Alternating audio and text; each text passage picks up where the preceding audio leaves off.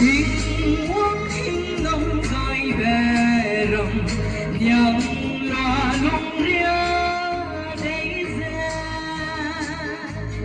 sinh ra đây rồi gì kể lệ hết câu ruy nè kể lệ nhang loa lung ria đây ra tình quốc hình nông gai về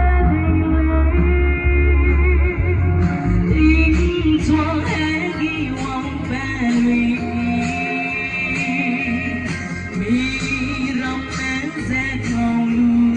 dê lê nhàng loa lung ria đầy dê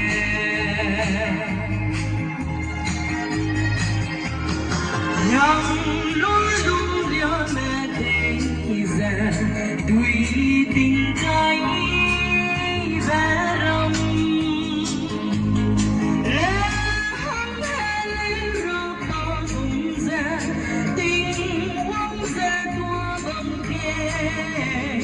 nhang loa lung ria la mẹ